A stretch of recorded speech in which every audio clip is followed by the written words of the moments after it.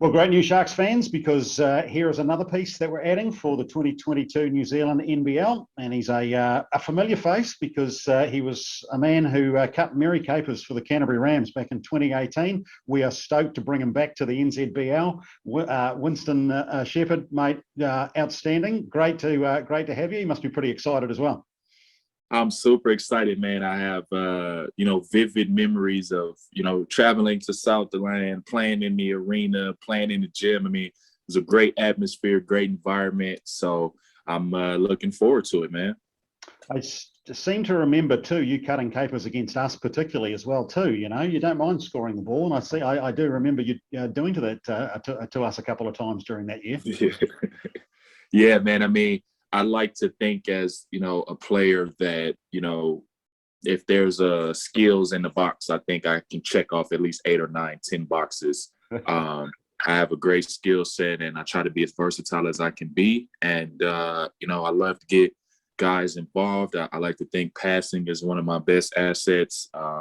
So, I mean, I'm looking forward to it, man. I'm really excited about the opportunity.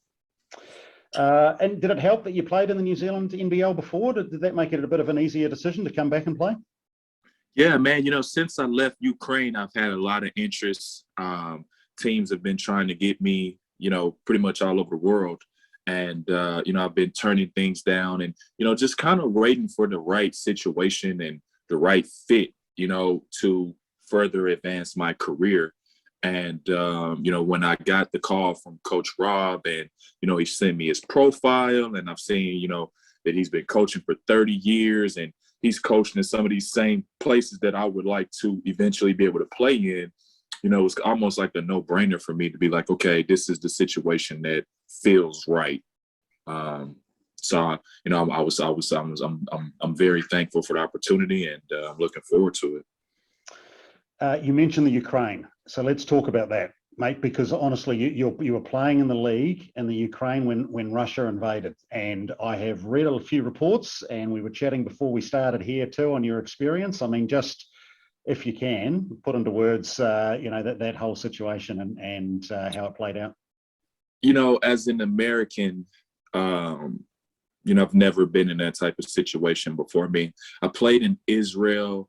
And, there's a lot of conflict in Israel and the borders and things, but they were, much more proactive about the situation that they might be having. But in the Ukraine, man, I would say that, the attitude of everyone was, relax, nothing's going to happen, don't worry about it. I mean, even in the weeks leading up to it, my agent and my agents were trying to get me out of there. And, the team was basically like, no, and nothing's going to happen. If you leave, you'll be voiding your contract or whatnot. So, man, it was a tough situation. And it's definitely a once in a lifetime experience. And as I said, before we got the meeting started, I really look at it as, I had the best route out of chaos. You understand what I'm saying? Like, it could have been a lot worse for me. I could have been stranded. I could have been, caught on the wrong highway or, anything. And, I'm thankful to God that, the way that it went for me, I was able to get out safe and sound. And, my heart goes out to the Ukrainians and, I pray for the best outcome for them as a people in the nation. So how did it work? Because you were faced with that opportunity, you stuck around, and then obviously you had to hightail it out of there at pretty short notice. Because I think you're preparing yourself to kind of hunker down in the apartment, weren't you? So basically, man, as I said earlier, one day the president in America made a decree.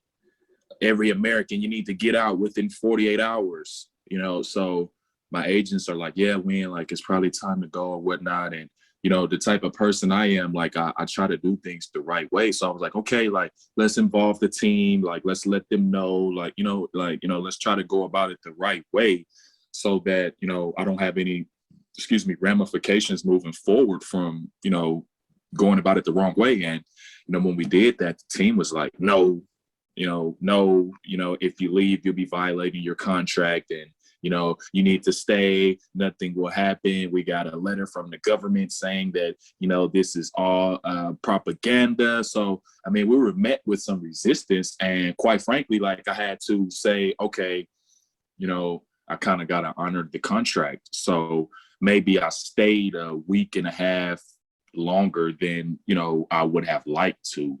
And, you know, basically, man, I knew things were starting to turn the tide because I went to the grocery store one morning and it was like total chaos. And I was like, okay, you know, things are not going to just be okay now. And, you know, it was that very same day that the team was like, hey, you know, we're getting you out of here today. You know, we got a route for you. We're going to send you down through Moldova. And, you know, basically it was like, you know, that, and now I'm gone, you know, but, you know, we tried to do it, you know, before it kind of got to the point where missiles are dropping, you know, we tried to get out of there, you know, before then, but it was, you know, met with some resistance. But, you know, all in all, like I said, man, it was just, you know, really the best possible situation in chaos. And, you know, I'm thankful that I was able to get out. I'm thankful to the route I was able to take. And, you know, it'll be something I always remember, man. You know, it was we'll never be able to forget that. Nope, that's right. Exactly. It's an adventure to tell about. Not that there's anything good that comes out of a conflict like that, to be fair. Yeah. And tell us a little bit about where you've been playing in between times since we last saw you with the Rams, because you've had the passport quite a bit. Yeah. Man, I've literally been across the globe. I mean, it seems like yesterday that I was just, you know, there in Christchurch and, you know, playing for the Rams. And since then, I've been to Israel, I've been to Asia, I've been to Montenegro, I've been to Hungary, obviously the Ukraine. I mean, I've played all over since, you know, the last time that, you know, I was able to be in New Zealand. And that's the basketball journey, man. You just, you know, it's you look up one day and you get an email, you get a phone call, and okay, I'm going to this country, or I'm going to that place, or I'm playing for this team now. So it's an adventurous life. And, you know, I've been able to view just about the entire globe, you know, because of my ability. So I'm thankful for that. And for you as a player, do you have to make some adjustment league to league? Is there quite a change to make there? Or, I mean, how do you, obviously it's something that you're quite experienced. Nick, I will tell you this, and, you know, I don't know if whenever the fans will be able to hear this, but, you know, the biggest adjustment for me is every country, every league plays with a different basketball, right? Some basketballs feel great, some feel terrible. And that is what, you know, is the biggest hurdle. You know, it's just, you never think about that, right, Nick? Like, you know, and it's like, okay, we play with one basketball down in New Zealand.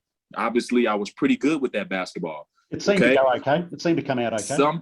Some places in Europe play with a totally different ball that has a bad texture, or it might be too hard, or I know this might sound, you know, minute, but it really makes a difference, man. You know, it really does.